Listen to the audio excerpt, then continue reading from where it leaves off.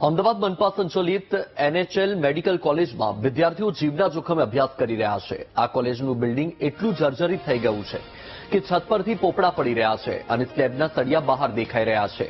જ્યાં એક તરફ સામાન્ય નાગરિકોની જર્જરિત ઇમારતો માટે મનપા નોટિસ આપીને તેને ખાલી કરાવે છે, ત્યાં બીજી તરફ પોતાની સંચાલિત આ બિલ્ડિંગ સામે કોઈ પગલાં લેવામાં આવ્યા નથી। ઉલટાનું પોતાની ભૂલ છુપાવવા માટે મનપાએ જર્જરિત છતને ગ્રીન નેટથી ઢાંકી દીધી છે। વીટીવીની ટીમે જ્યારે આ હાલતનું રિયાલિટી ચેક કરવા કોલેજની મુલાકાત લીધી ત્યારે કોલેજના ડીન હાજર ન હતા। હાજર સ્ટાફને સવાલો કરવામાં આવ્યા તો તેઓ એકબીજા પર જવાબદારી નાખવા લાગ્યા।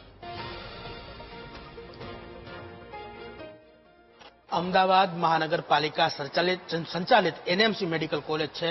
આ કોલેજ જાણે જર્જરિત છે તે પ્રકારની સ્થિતિ છે તે સામે આવી છે। દિવાલો ઉપર છે, છત ઉપરથી પોપડાઓ છે તે પડી ગયા છે, સળિયાઓ છે તે હાલ બહાર નીકળી ગયા હોય તે પ્રકારની સ્થિતિ છે તે જોવા મળી રહી છે। બીજી તરફ ગઈકાલે અહીં લાઇબ્રેરીની અંદર વાંચવા માટે આવેલો જે વિદ્યાર્થી હતો તેના ઉપર પંખો પડ્યો હતો અને તેમને ઈજા પહોંચવાની પણ માહિતી છે તે સામે આવી રહી છે। અહીં સવાલ એ ઉભો થઈ રહ્યો છે કે એક તરફ મહાનગરપાલિકા છે તે જર્જરિત બિલ્ડિંગોને નોટિસો જે છે આપી રહી છે, તો બીજી તરફ તેની જ સંચાલિત અને તેમના જે દેખરેખ નીચે આવતી જે એનએમસી મેડિકલ કોલેજ છે તે હાલ જર્જરિત હાલતમાં છે। આ બિલ્ડિંગ છે દરેક માળ ઉપર અને દરેક જગ્યા ઉપર જાણે પોપડાઓ છે તે પડી ગયા છે, દિવાલો ઉપર તિરાડો છે તે જોવા મળી રહી છે, સળિયા છે તે પણ બહાર નીકળી ગયા હોય તે પ્રકારની સ્થિતિ છે તે જોવા મળી રહી છે। બીજી તરફ જ્યારે વીટીવીની ટીમ છે તે અહીં કોલેજ ખાતે પહોંચી હતી, અધિકારીઓનો સંપર્ક કરવાનો પ્રયત્ન કરવામાં આવ્યો હતો, પરંતુ કોઈ પણ અધિકારી છે તે અહીં હાજર જોવા ના મળ્યા હતા। અને ચલક ચલાણું ક્યાં ઘરે ભાણા જેવા એક બાદ એક અલગ અલગ ડિપાર્ટમેન્ટને અલગ અલગ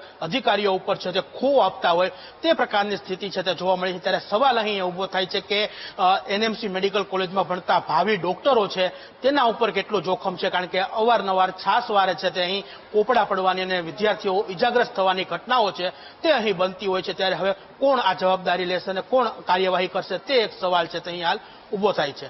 કેમેરામેન આશિષ ડોડિયા સાથે શુભમ ભટ્ટ, વીટીવી ન્યૂઝ, અમદાવાદ।